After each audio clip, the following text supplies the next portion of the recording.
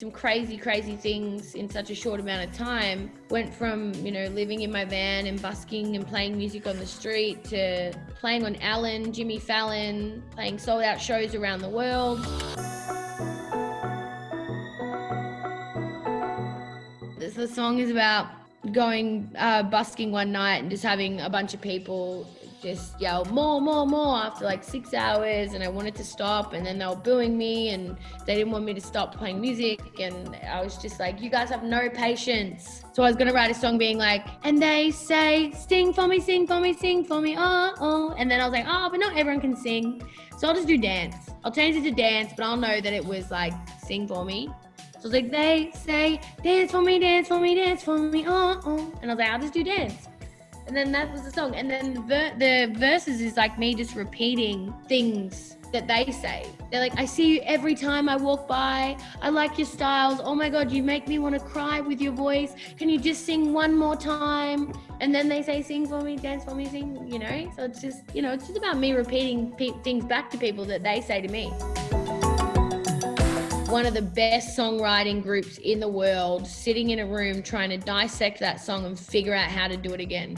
I wasn't in that, obviously, because I wrote the song, but a huge artist actually told me about it. That said, do you know that this is happening around the world? Songwriters are trying to recreate a song like yours to sell to other artists. And I was like, well, good luck trying, because I have no idea what happened. I think it was the authenticity of it. I think it was the fact that I actually wasn't trying to write a hit. So it was real emotion, and the singing was real, and everything was real, and the story behind it was real, and the experiences with the song were real. It wasn't about someone going, oh, I don't really care much for anything, but I'll just write a good song with no emotion behind it and sell it to an artist. I think the biggest songs in the world come from a real place of true emotion, and that's what it is. Crazy things in such a short amount of time. Went from, living in my van and busking and playing music on the street to playing on Ellen, Jimmy Fallon, playing sold out shows around the world, meeting Macklemore, Elton John, Nile Rodgers, P. Diddy. It was crazy. Things I never ever thought I'd do or see or anything, but it was wild. So crazy. It's just such a huge experience, and yeah.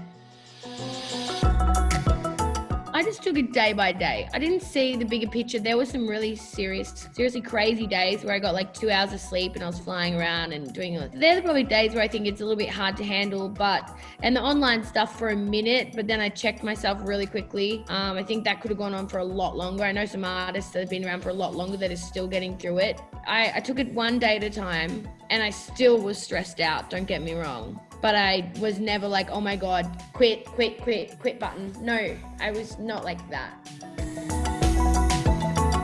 No, I never thought about giving it up. As a matter of fact, the thought of not trying harder just like broke me down. I never thought I didn't even know how I was going to live with my life. There were so many times I can remember being on the shop floor in retail and just thinking to myself, what am I doing? Like, this is not what I want to do. And every single extra day you spend here I didn't know I'd be in Byron, but not playing music and not figuring out a way to try and get in the industry is like slowly killing you, and you're going to regret it your whole life. And I could never watch live shows. I couldn't without crying. I couldn't go to any festivals without crying. Now I don't have to do it anymore. I don't cry anymore because I know I can do that now, and I've created a platform where I get to have those experiences too. But like seeing exactly what you knew you wanted to do in your life, that nothing else mattered, you didn't want to do anything else, and watching someone else do that and knowing that the way to get there is so hard, and a lot of people want it as badly as me and never get it. That was what made me cry. The fact that I deep down knew that the